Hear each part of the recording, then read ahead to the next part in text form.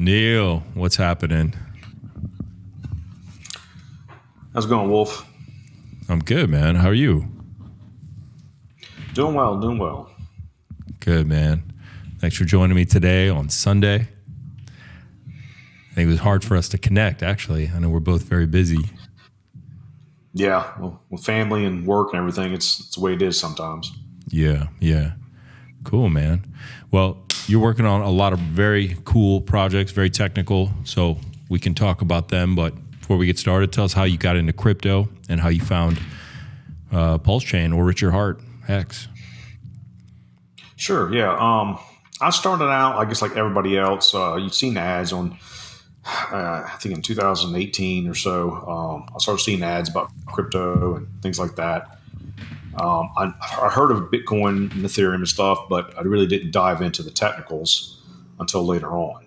And so what I decided, with my journey, started looking at YouTube, looking at all the different, people talking about the different products. I started doing research, and I ended up getting into typical stuff through, centralized exchanges and stuff like that. Dabbling in certain projects. And then, like everybody else, you kind of lose your money, not a lot, just because you don't understand how the game works. You get rug pulled or whatever. Yeah, right. You got the welcome committee.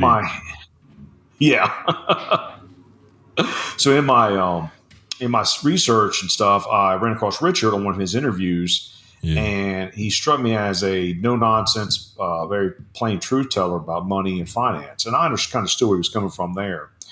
And so I said, well, let me just follow this guy. Then he was talking about Hex at the time. And so then I did my research and went to Hex. Got into Hex, I guess the first time it was around a penny or two, whatever it was.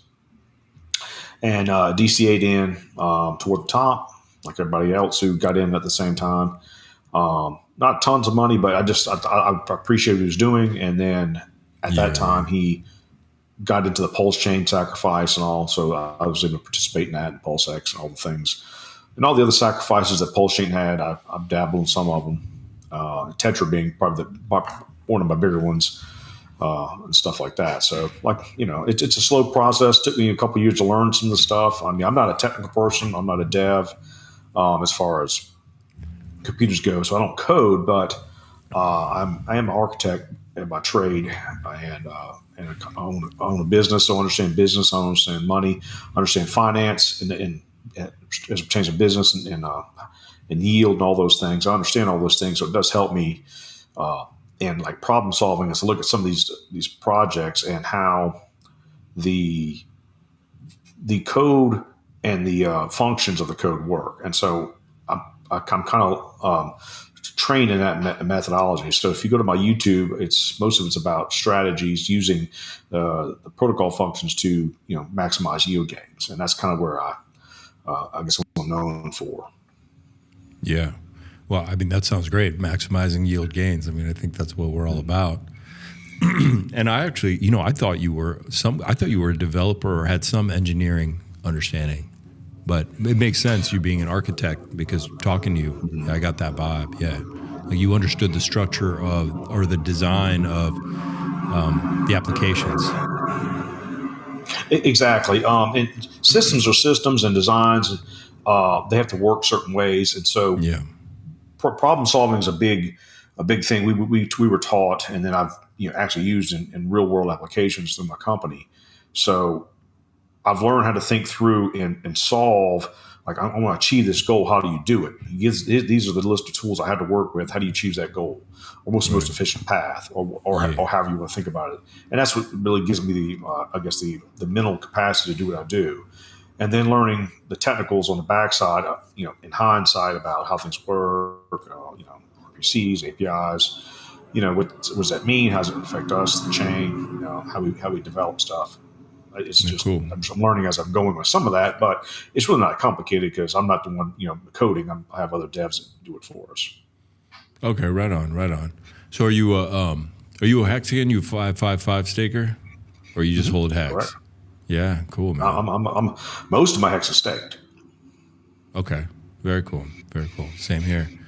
Now, what inspired Neil4Tshares? What was the first project? Because I feel like you guys have three you're working on. So what was the first one, and how did you get into there? So TETRA was what got me. Okay. I met Stu, the TETRA CEO and founder, when his original project was coming out, and it morphed into TETRA. Okay. After we talked about technical stuff, and this is a lot of whole bunch of technical discussions we had early on, and Stu had a brain epiphany about how to do things. He says, I think this can be done. And he found he could do it through automation to automate the blockchain functions. And so he went on a path. He says, I think we can do this. And we went back and forth, and we played the devil's advocate, problem solving through some things early on. Then he took his, because Susan as a coder, he got after start coding. And so him and his coders, fellow devs, got after it, started building the automation tools. And so once he gave us basically how it works and what you can do with it, then I started Neil4Tshares and the whole strategy concept. How did you meet him? How did you guys cross paths? He had a sacrifice for his first project called Reflection early on during the early days of all the sacrifices before the launch. Mm-hmm. And so, but that became TETRA because we found deficiencies in that model. Okay. And so we realized that this is something better than just a token and just some kind of reflection type contract. Though we actually solved, which was ironic, but this is way better. The automation is way better than anything with any one token can do. Yeah, the automation is cool. All right. And so where are you at now? Oh, and really quick, what's your contribution to the team now that you joined? Was it just okay? So I'm on TETRA board with Stu and a few others.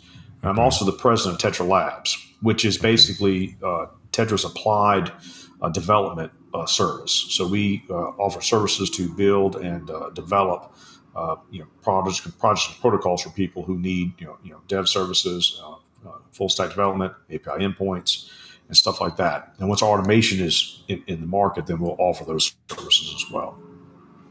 Okay, cool.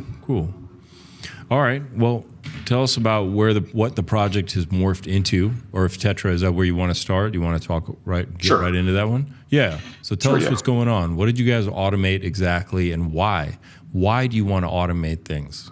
That's what we want to know. Why is that important? Sure. So TETRA is a software as a service. So though it has a token, we really don't care about it. I don't know if you noticed, but we don't try to shill it or sell it. It doesn't matter to us. It exists only as a place for yield receipts from the fees from the protocol. And that's it. I like that because we don't need more tokens. So I really appreciate that. Yeah, we need the protocol. It's something that we don't care about trying to sell to people. It doesn't matter to us. The price doesn't matter. It's a tool.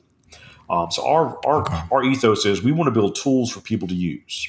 Okay. And automation services are probably the most. It's the only thing that doesn't really exist in mass on any blockchain. There's a few things you can do, some scripts you can have, a couple little small hard-coded loops and stuff you could do, but auto-compounding stuff. And that's about the limit of automation that exists on any blockchain, even on Ethereum. And so Stu solved the problem because anytime you have a smart contract, there's functions and stuff you can call. And those functions can then be automated through TETRA's interface, through Stratus, and allow you to, say, link up, staking, unstaking, shaving off yield, buying, swapping for that, or whatever you want to do. I mean, it's really an infinite number of possibilities that are available through automation. And so what TETRA does is, through Stratus, it basically searches the blockchain. Any function that exists on the blockchain that's seeable can be called and then utilized through that drag and drop user interface. So you can imagine like taking your hex stakes and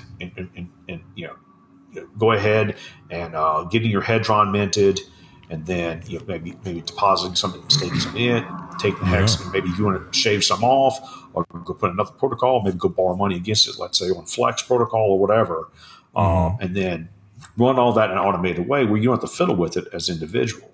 And you can set up limits and parameters through if-then statements and different conditional functions that will be allowed within the system to set up a custom automation of your choice. Yeah, that's really cool. Tell us from your perspective, why should people be interested in automation? Like what do you think's happening in crypto that would call forth the demand for something like this? I'd say because we, on Pulsechain especially, have a lot of DeFi protocols. Those protocols would benefit for people being able to take their yield daily and compound it or do something else with it to increase their profitability. So this So will let's just say do this every day for you. You don't have to worry about it. You just put it to work and it does it. every day, every minute, every hour, it's your choice. I mean, it just depends on how much how soon the yield comes across and what the protocol does with their with its functions. So, Okay. and you can, like I said, you can set your parameters through volume. You can have a volume where after so much it does something, or after so long, or if certain conditions are met based upon price action. You can say, okay, when the price is this, take the yield, convert to this other thing, or whatever. Okay. And now, how do you think this will compete with like AI? Will there be other things that are going to pop up that may, or is this something you can evolve that can be more, in the sense like intelligent or evolve on its own as you as a user, or is that way down? I would say too far ahead. AI at this current time cannot do with this because you'd have to have, in this case, the infrastructure to do the thing. You possibly use AI to kind of help you develop a strategy. A strategy, but you okay. Have to give AI but you have to give AI the data. AI is going to understand how things work. It's going to understand, let's say, liquid loans, Power City, understand what the functions do and how to maximize that. It can learn that. I'm sure it can with current technology, but putting this in AI right now is premature because they haven't perfected that technology. I'm not sure would trust my money to some computer. So we'd learn the strategy and then we'd put this to work to daily to do the runs we need between the applications. Now, do we need to wait for any kind of oracle on Pulsechain, or how is this going to manage between all these different applications? Okay, so what's unique about TETRA is we built our swap function or swap tool, which is called Omnis. It's a decentralized aggregator that we pull our data and all price feeds directly from the blockchain. We do not need an oracle to function. And Omnis is currently right now going through its beta cycle, being publicly used and perfected. Once it's complete, we can then turn on Stratus, and Stratus will use Omnis as the tool to make the swaps and stuff happen with real-time data from the blockchain per block.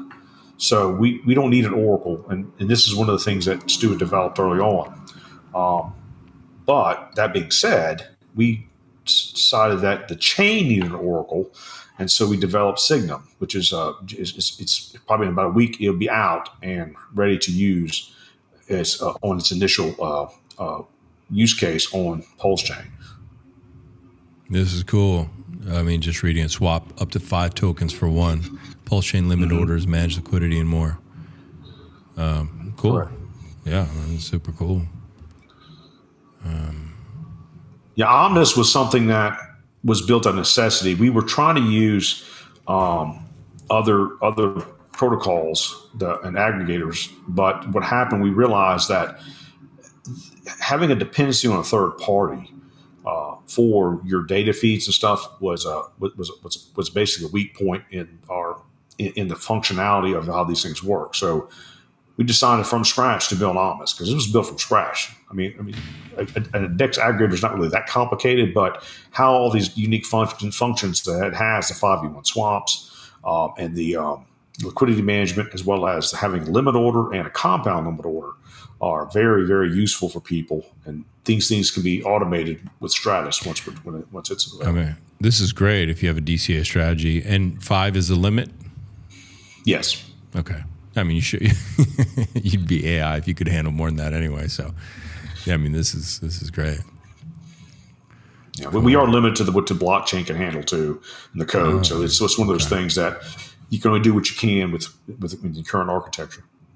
Got you. So, Tell us about the architecture. What do you think of Pulsechain? Now, as an architect, you've dug into it. You guys have built on top of it. What do you think about it? How's it looking to you? I will say Richard's very benevolent because it's one of the only chains that does have a free RPC. So, I mean, I don't know where else. Tell people what that is. A lot of people don't know what that is.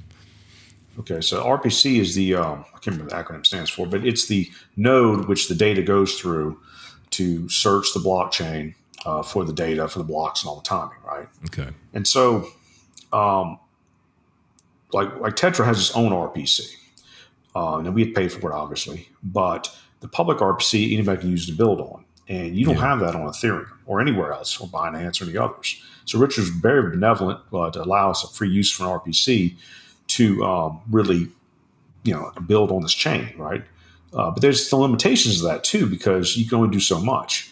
So, and we realized early on that if you think about compared to Ethereum, so we're in an Ethereum fork, but Ethereum's got Chainlink, it's got the Ethereum Foundation. Right. Well, those are for-profit entities, right? And they have a lot of money that they can build on, and it takes money to run these things. It takes a lot of money to keep all these different pinning of different RPCs up, things like that. I mean, keeping the chain running, keeping all the nodes up, all it takes money.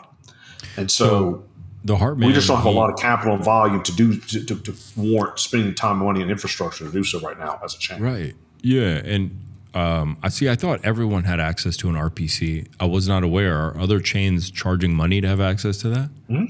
Correct. Really? I had no idea. Mm-hmm. What kind of money are they charging? It depends. I mean, it takes money to keep them up, right? Even Gamma's RPC, he has to take some money because he's spending time building it. It's understandable, right? He deserves every penny he gets. That's a lot of work.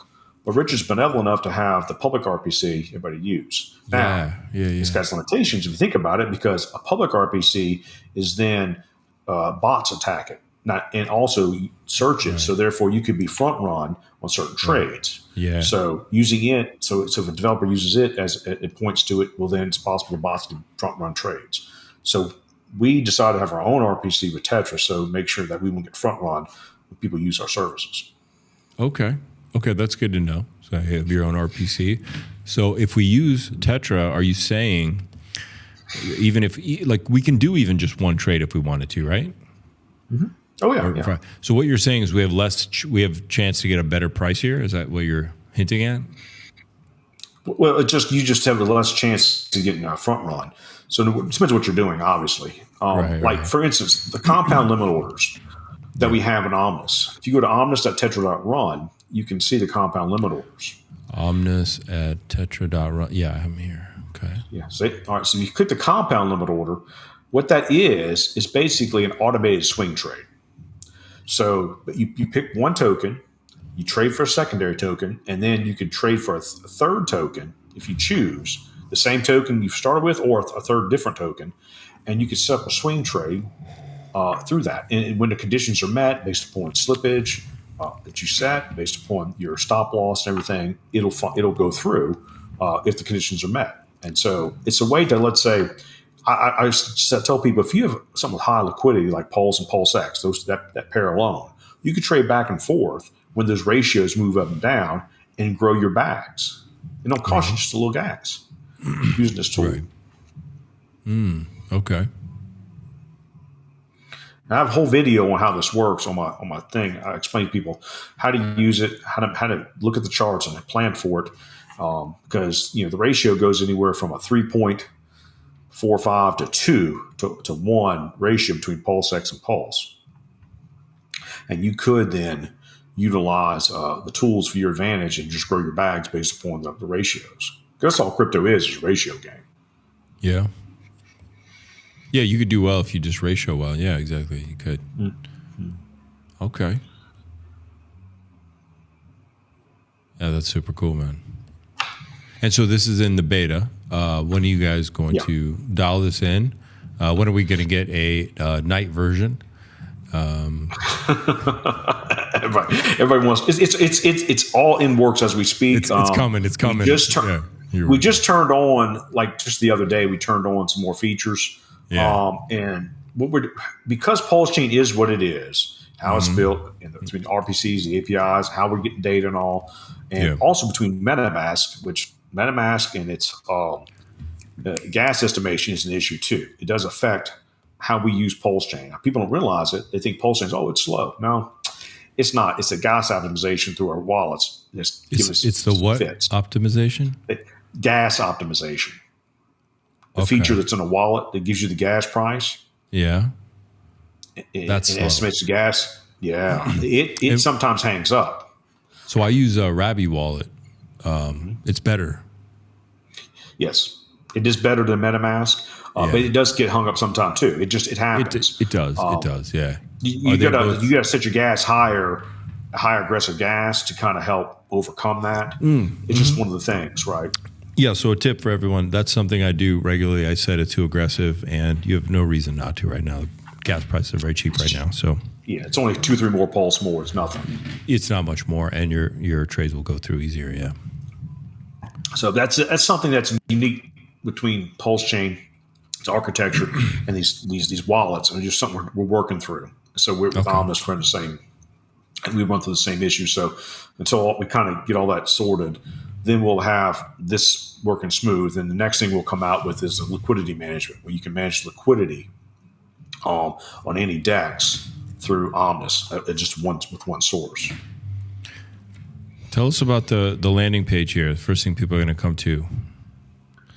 All right, this is Atlas, that landing page. It'll have data. Right now it's in just a bare bones format, but you'll have access to all the tools on TETRA. And then eventually we'll have analytics on this page too, so people can be informed about what they want to do. And places will probably have strategies that you could pick from through here, like say, hey, I want a liquid loan strategy, or I want a Power City strategy, or whatever. So these are sample strategies. These are all samples. Nothing's working yet, everybody. So not yet. No, these are just some things, and you could pick on. You could sort. You'll be able to sort by APR, sort by type of tokens, sort by type of strategy. Time frames, all these things. If I have a strategy, I can't make it private. Everyone can copy mine. Is that kind of what it is? No. You can have your own private strategies. You don't have to publish. So whose strategies will these be? People that publish. Yeah, the public. Okay, correct. So if you choose, I mean, this whole process, anything you see, we'll see on the front page will be vetted by the team. So we'll make sure these strategies, and first we'll be the ones baking the strategies because we'll be the one testing them. Make sure they function. Because this just make sure that remember, strategies relying on the smart contract from say like Loans, Power City, Win-Win, whoever, to function as they're supposed to. Well, if they have issues with their tech. Strategies may not do what we want. So we're going to make sure all the stuff works before we let the public, be fraught with problems. We're going to make sure everything works. There's no issues with the functionality or anything, because we're all still working on stuff. We're trying to make it better. All of us and who are developing and the builders of this on the chain. So, how big is the team? We're just doing the best we can. What we got.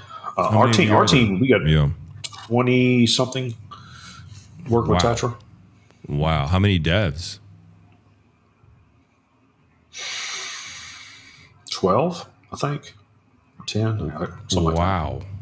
That's an operation, man. Who's funding this? Where are you getting support? We are. You guys are all self-funding this? You guys are paying all the devs?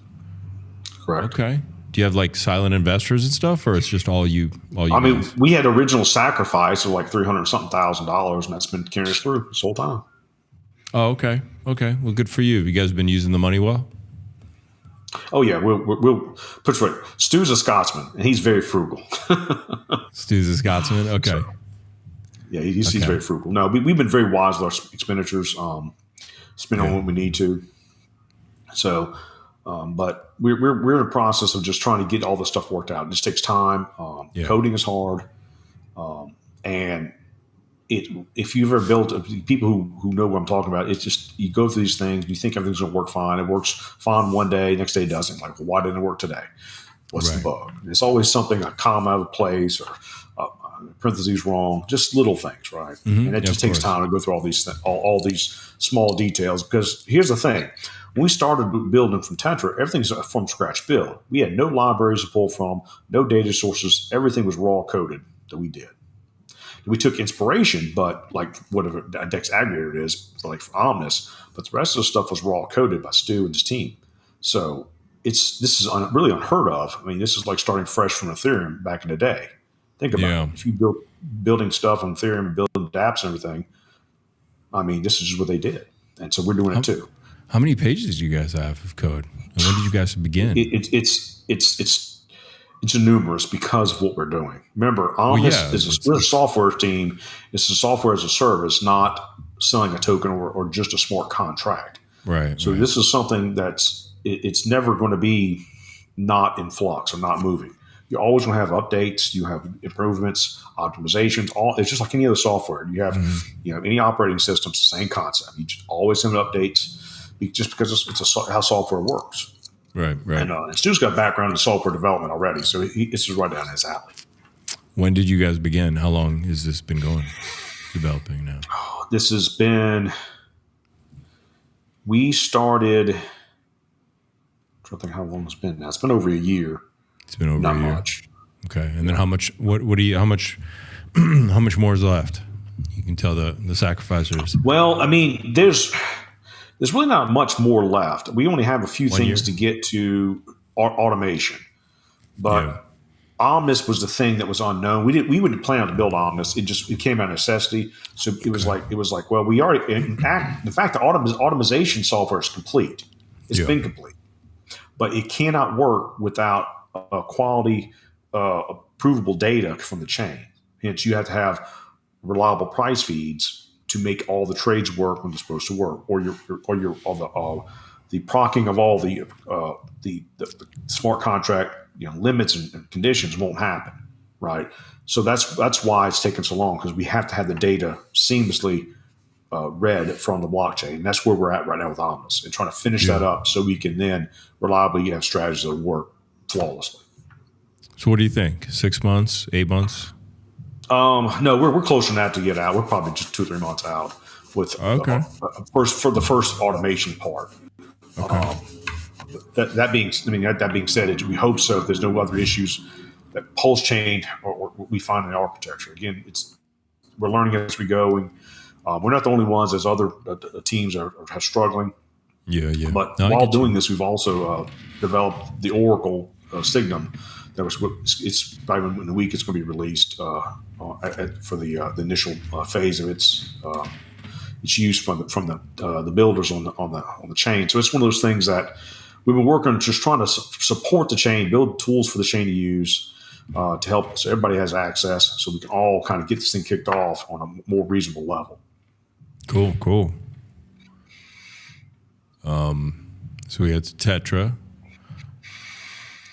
And 3 months sounds like a good time. And there's another project too, right? Correct. So I wear many hats, and so I founded my own group called TruDEFI.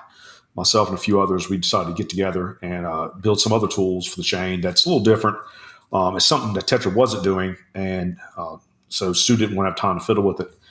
And so we decided to start our own group. And so what TruDEFI is, we've had the same ethos as TETRA. We don't want to try to sell a token or anything like that, or have something else. But we want to build a tool that would allow people to earn more of their tokens. And we took some inspiration from stuff that happened in other chains, and then we developed a brand new, really, it's unheard of, a concept called True2X. Okay. And so what we've done is we've taken some basic concepts and built basically a yield generating tool by basically taking a token that you already have, Pulse, putting it in the system and doubling it. Guaranteed. The only thing we can't guarantee is how long it takes, but you will double your tokens. And that's it. And it's free to use. It won't cost you anything. It's a gas. And it's something that we took no sacrifice, and I'm not trying to sell you anything. So there's no token to buy. It's just, you just go to the token, you go to the tool, deposit your Pulse, and then you'll double it over time. And there's what kind of time are we talking about? Features. We don't. It depends. I mean, If I put typically the way $100 these Pulse things in work. on a Monday, Well, on the first week, typically when when these type of programs launch, usually within the first 30 days or maybe a little less, you will double your tokens if you're on day one or through day 5. in 30 days, possibly. Yes, that's as soon as we've seen it based on past performance of other tokens, Okay. other programs. And that's typically how they work. There's hype, there's FOMO. It's just there's referral programs and stuff like that. But realistically, we would anticipate maybe 6 month on average 2x ROI, which is 200% APR. Yeah, I mean, if you're doubling it, I mean, 6 months is good. So why not? I mean, so you can't double. It's hard to double your bag anywhere else. And we're talking about token count, not dollar value. So you put in 100 Pulse tokens, you get 200 Pulse tokens, and it's over. Which is a big difference. Cool. We're not looking at numbers, so we don't care about price. That's not what we're doing. It's all about tokens, tokens and doubling them. So what makes us work is we're taking the tokens and using a portion of them in DeFi yield applications on the chain, and returning that value back to the users in the rapidly when did you start developing this? And is this a completely different team from TETRA, or is it the same? Well, 2 of us are from TETRA. Benjamin 369, which is my TETRA Labs vice president, and myself are part of this team with some other guys who are not part of TETRA. So we all got together and decided to. In fact, I don't know if you know him. His name's Daniel. Token Rider it was his inspiration, which led us into this development. He's the main guy in the sense of it was his idea to try to utilize this, and he brought the concept to myself and Benjamin because we'd helped him a little bit because he developed Fair Hex, which is a hex.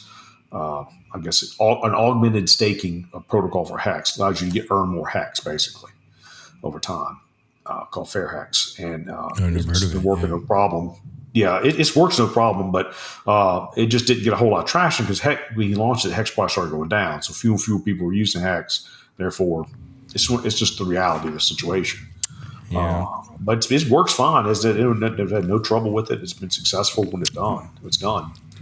But he came to us. We with the idea, and then he and I and the team got together. We bounced ideas back and forth and improved things. And then over the course of the last couple of months, we've really ironed out a lot of the things to make it the best it can be, given what we're working with, and given the chain limitations of code and stuff like that. So we're almost done with that. We're in final optimization phase of our code, ready to go to the new UI. We've already had a public test run of it. It worked no problem. So we're just going through the final steps to make sure everything's functioning. And then once we're here, probably next couple of weeks, we'll be out with a public testing again for the second UI update, and then we'll be ready to launch, and we'll let everybody know. Cool, man. Cool. How far out are we? What are you thinking here? Because this sounds super cool. I think a lot of people are ready to. A lot of people are ready to double their bags. Yeah, it's about 6 weeks, maybe something like that. 6 weeks, you think? Okay. Mm-hmm. Yeah, like I said, we've already finished our first testing. It's finished. We had to do some technical stuff in the background to do optimization for the new UI, which it's almost done too. So it's okay. It's just one of those things that it just. And again, we're self-funded as well. Mm-hmm. So we never took any sacrifice money, so nobody can expect anything from us, and we're not asking to buy anything. Yeah, that's a big difference. It's a tool. Use it. That's all it is. Okay. Anyone going to look at your code? You going to get it checked? Yeah. We've already had it audited once. Yeah, did an audit because it's just like TETRA. It's a software, so it's a service thing. It's always going to can be room for improvements, and then once we're done. In this first iteration of this code, we'll launch it again with using a different token like Pulsechain. Double your Pulsechain. It's a tool. Use it. Say stuff like that. Okay. But the code itself is proprietary. I will say that. So we can put in Pulsechain as well. It's not just Pulse. Eventually. Eventually. Okay. Right now it'll just be Pulse. Mm-hmm, correct. Okay. Cool. Right on. All right. What are you thinking about Pulse versus PulseX while we brought it up? Which one's going to perform better? I guess that depends. Well, it depends on the perspective of the investor, because if Richard buys his own tokens, he tends to buy all of them. Yeah. But Inc. does better in all four, because it gets a double pump because of liquidity bonding. Okay. It just this math. You can see it on the chain. Just what happens. Yeah. That's why it tends to do better in the short term, pumps. What's the main bond that pushes that, or is it a few? It's three things. Okay. If he buys Inc. itself, it goes up, right? Right. If you buy Pulse, it pulls Inc. up because it's got heavy bonding. And you buy PulseX, it pulls it up because of heavy bonding. So you get three pumps every time he infuses capital into all his tokens. Because if you look at you go to Dexter, it shows you liquidity, right? Yeah, it's a lot of liquidity. So, and that's what happens. So, and that's just the way it is. So, Ink's really a gem in that instance, even though it's inflationary in some way, because it's a yield token. It tends to hold its value better than these other tokens, just because I think there's enough liquidity to keep them dumped at zero. To keep it what from zero? Dumping to zero. Okay, so it could never dump to zero. As long as Pulse and PulseX are being bought, it can't. Think about it. It can't, yeah. Because it's always got enough liquidity associated with it. Right. Okay. Yeah, it can go down. Don't get me wrong. It went all the way down to 50 cents. But again, if somebody buys a bunch of Pulse, it's going to buy bonding and all the arbitration and the settling of it with the bots, bring the prices in order from with Inc. and stuff and across all the pairs. Which one's your favorite? I like Pulse only because it's the gas token. It's always going to be needed. You always have to have Pulse to operate on a chain. And even though I don't know if it's kind of inflationary, but not really, because I know it's kind of used up and stuff. But even still, though, you always have to have Pulse. But PulseX has got a better tokenomic because it's got the buy and burn. But you can build buy and burn with other protocols if you chose. I mean, it would take a whole lot to have some kind of protocol that would take some fees and buy and burn or buy and lock up Pulse forever too. I mean, just as possible. Anybody could build anything like that. In fact, I think some people have already done it. What about Hex? Is Hex bonded to those two? And where do you see Hex fit again? Well, like anything else, all speculative instruments, Hex will only go up if people buy it. It's bonded pretty well, so you don't have to worry about going to zero because it's heavily bonded to Pulse.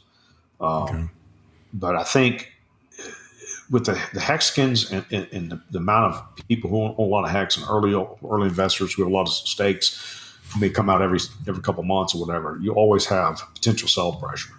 So it's going to take a lot of capital to push the price of Hex up. But when it goes up, it's going to go up and be glorious. So I would not be surprised if we saw another 50 cents to $1 Hex price, but they go back down to say a penny. Again, oh, really? It's possible. It's a cycle. I don't see why it go up and down. I mean, think about it. If the people who got in Hex first rode it to 50 cents and they were staked through it, if they got out at say now and went back to 50 cents again, I have a feeling they would want to take profit because they learned the first time, right? Right. Just human psychology. Yeah. So it may take another cycle to break the 50-cent barrier. Is that what you're thinking? No, we'll break it this cycle. I'm pretty sure. This next bull, we should break it. Yeah. I mean, just given the math and the if Pulse goes up a lot, Hex has to go up too, right? Bond liquidity. So yeah. Is it just one of those things as heavily as incentive is? He only has one. I think the heaviest pair is Pulse Hex. You have some Pulse XX, but not as much. I don't know desk screen are open, but I think Pulse is the heavier one. But Pulse goes up, whatever the ratio there is of the bonding has to go up accordingly, plus Right. speculation. Yeah, speculation is going to matter quite a bit.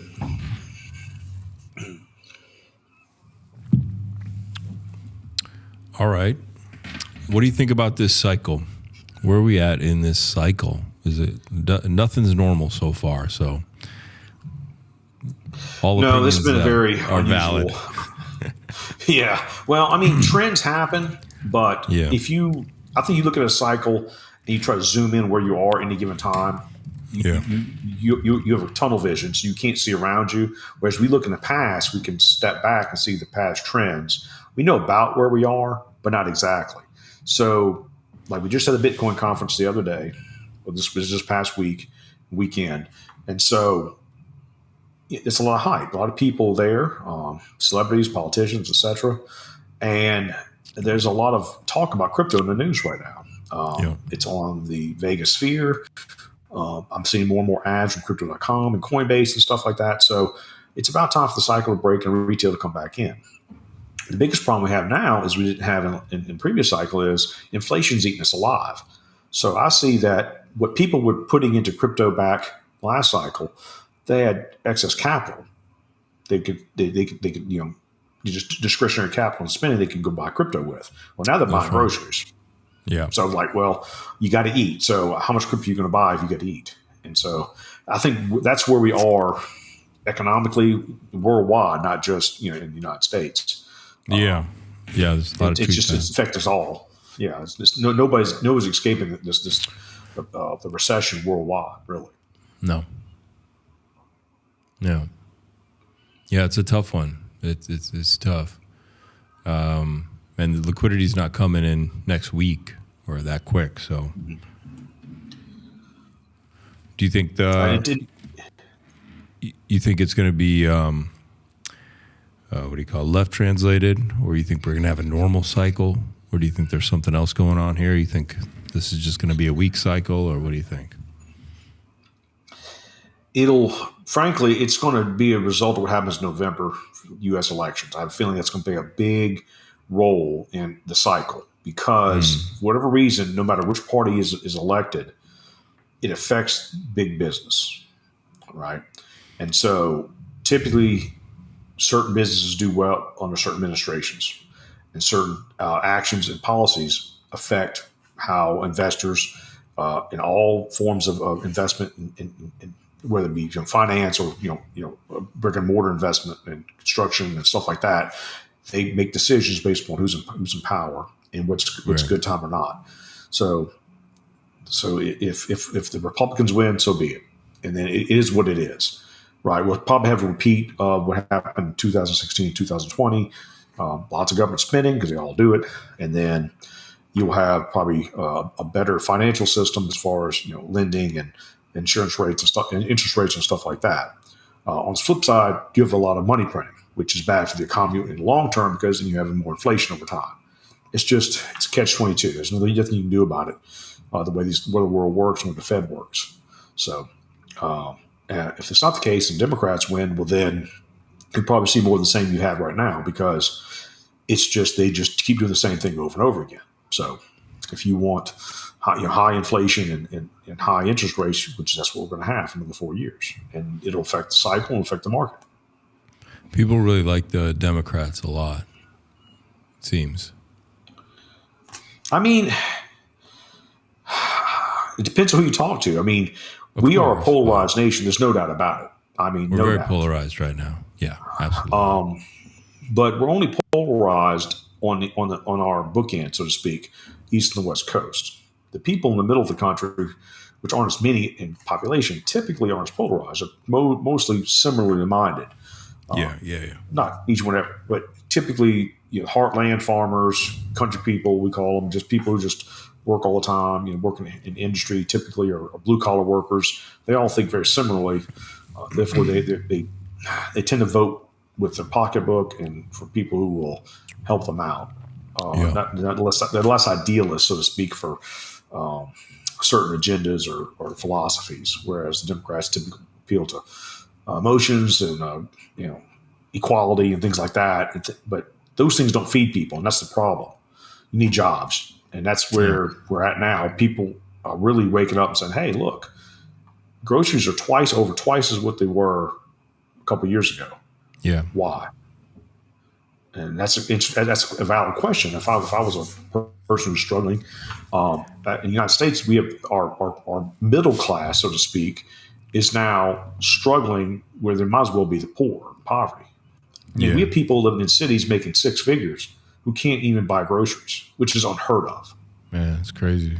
So crazy. So that's where we're at. I mean, like Southern California, the big cities, RVs are everywhere. People live in RVs, so they can't afford to rent anywhere because of cost. Oh yeah, it's an epidemic. Wow. So, that is crazy. That is crazy. Yeah. There seems to be a shrinking standard of living in the U.S. Mm-hmm. Yeah. And it doesn't look like there's any reversal coming soon for that. No. All these things take time. It took time to get to where we are. Yeah. Inflation didn't happen overnight. It took about a year or two to kind of enter in. So it'll take 2 years to kind of change the marketplace, bring more jobs and better economic energy into anything. But since the U.S. is the largest, GDP of the world, and we have enough influence on how our money is spent worldwide, we tend to affect the rest of the world in all our policies, because of the petrodollar. Right. Which in and of itself seems to be weakening as well. The Saudis did not renew that deal. Correct. So they're open players now. Mm-hmm. And look, I'm not a how do I say this? I'm not a nationalist, so I look at things as just a human being. I just happen to live here, but the United States has done, I guess, in some sense, you could say they've done a reasonable job keeping peace, so to speak, where you don't have constant conflict all the time and nations destroy nations. Just sort of, that comes at a cost, right? And you alienate people and you do things you shouldn't do, and you use your influence and your financial power to manipulate other countries and to force them to make decisions they wouldn't normally do because they're sovereign nations. And so maybe it is time for the world to change and us not being such a place of influence. This was done back in the early 40s and 50s. Some of these just policy decisions that we've carried on. Yeah. So this is way before our time. But still, we are now seeing the effects. And then if like the BRICS or the countries who want to do the BRICS and stuff, they decide to get together, have their own currency or use cryptocurrency to facilitate trades, well, then that's the future. Yeah. The nations will have to adapt. So the U.S. is part of it. I mean, could be more competitive. Personal to anybody. It's competitive. Right. It's just, why should a sovereign nation hurt and their citizens hurt if they can figure out a way to be better? I can't blame them. Yeah. I agree with you. What do you think about the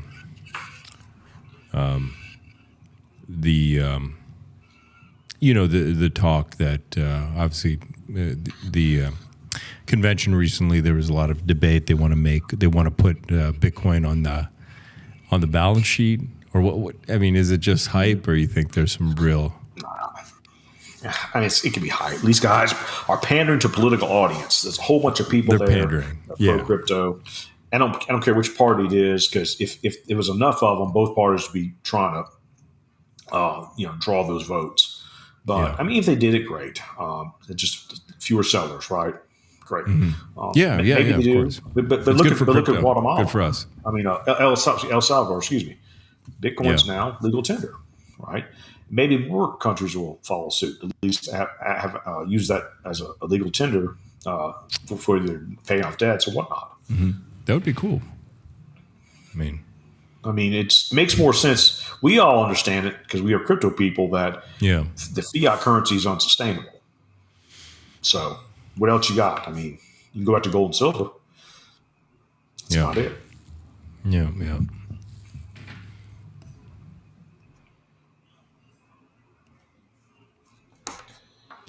All right. We looked at TruDEFI. We looked at TETRA, Omnis. Any? What do you think we're going to do here on Bitcoin? You think we're going a lot higher?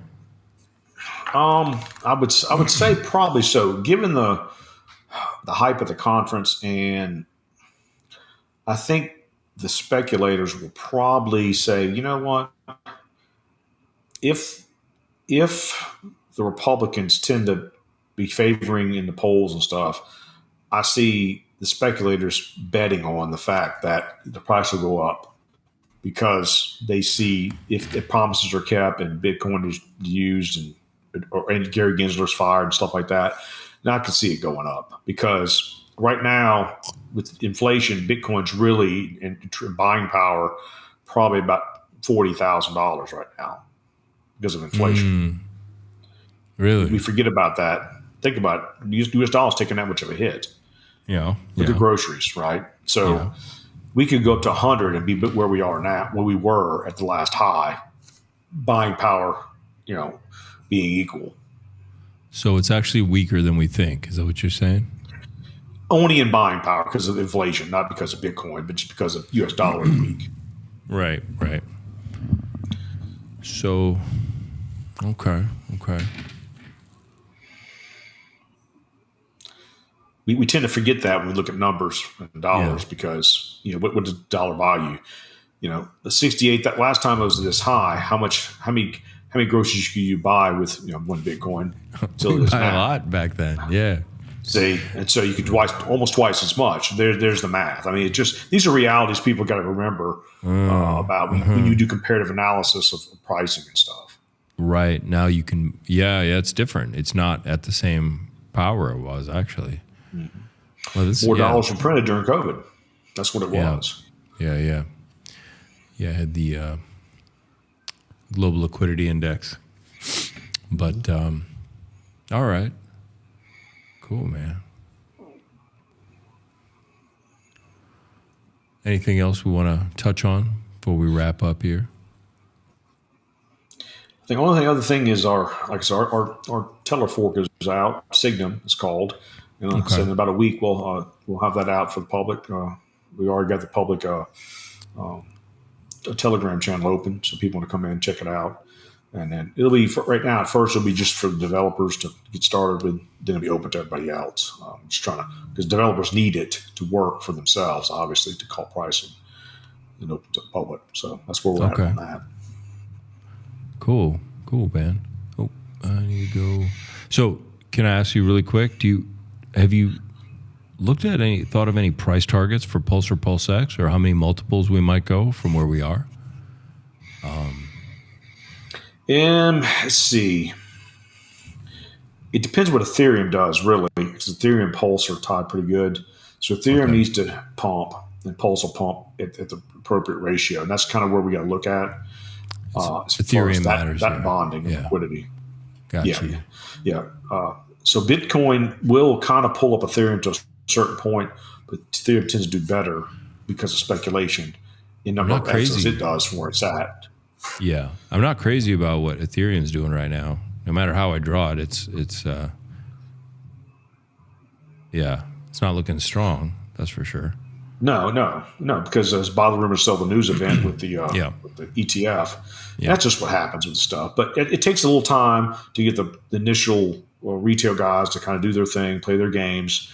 Then the people who really know what's going on with Ethereum and know that it's about the crypto industry is going to bring more liquidity in worldwide.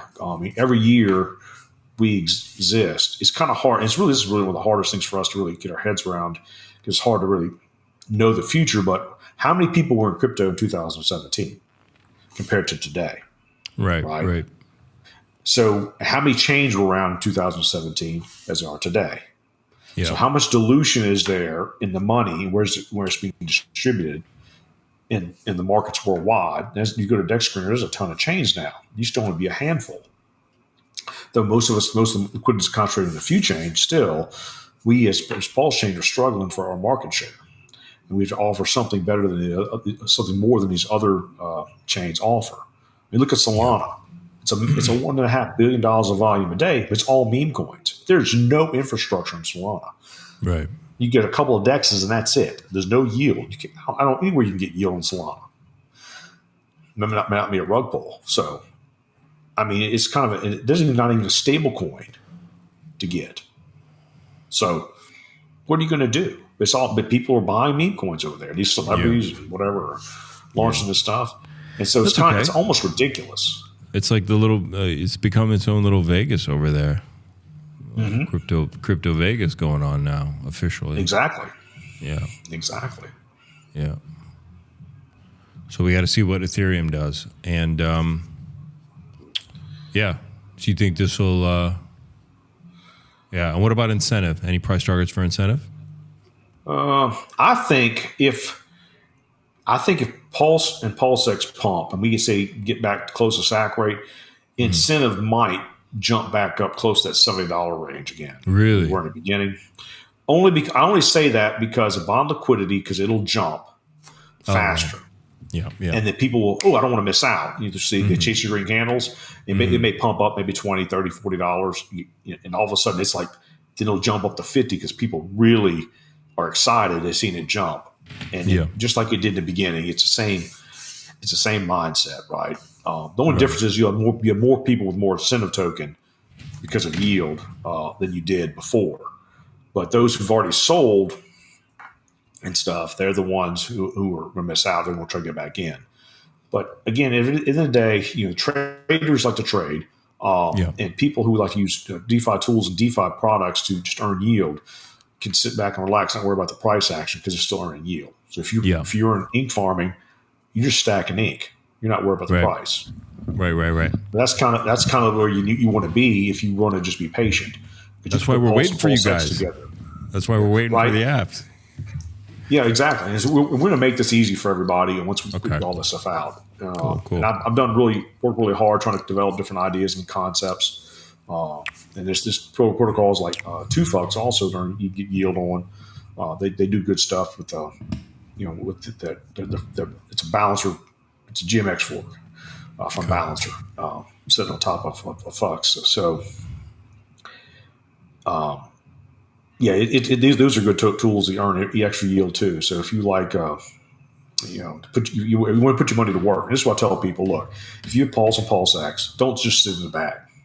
Stick it somewhere and earn some yield. Because with what Richard has alone, just in PulseX farm, you can be making ink every day on your bags. Yeah. Why sit idle? Because idle capital can't earn anything if you're only looking for, a price action from a speculative investor to make money only. Then you get the time to market. That's hard to do. I mean, to really get the most out of it. So. All right. And you want people to reach out to you if they have questions? Sure. Yeah. Yeah. I'm at Work for Crypto on Telegram and on YouTube. So just hit me up, and I'm using the TETRA chats, or you can DM me. I get DMs all the time. Doesn't matter. Yeah. I know who the scammers are. I'm not. It's been doing this a long time, but no, I mean, we Stu and I run all this just like any other business. We are professionals, both already own our own businesses. So this is just another business for us. We seek to provide good quality services and tools for people, whether it be through TETRA or TruDEFI. So we treat it like that way. We try to do our best to have good customer service. So if you have any trouble with anything as we go through these beta versions, we're always answering questions. We have a whole bunch of good admins to help you out. We don't want your money. We just want to help you use the tools properly. Cool, man. You want people to reach out to at Work for Crypto? Go. Neil, we just got you back. It was really glitchy. So good to see you again. Yeah. Thanks, Why you say goodbye? Well, I appreciate you having me. Yeah, man. It was an absolute pleasure. Yeah, absolute pleasure talking thanks, to you, man. Wolf. Yeah, just if you need anybody needs to get in touch with me, you can reach me at Work for Crypto on Telegram. You can get me on YouTube. I'm in the TETRA chat or the TruDEFI chat anytime. Awesome, man. Can't wait till I talk to you again. And I can't wait till the apps release. We're excited to see what they're going to do. Hopefully you guys don't have any glitches, and we get to see him as soon as possible, man. So good luck to you guys. All right, appreciate it. Yeah, we'll let everybody know when the public testing is available for both. Cool. All right, man. Talk to you soon. All right, take care. All right, bye. Later.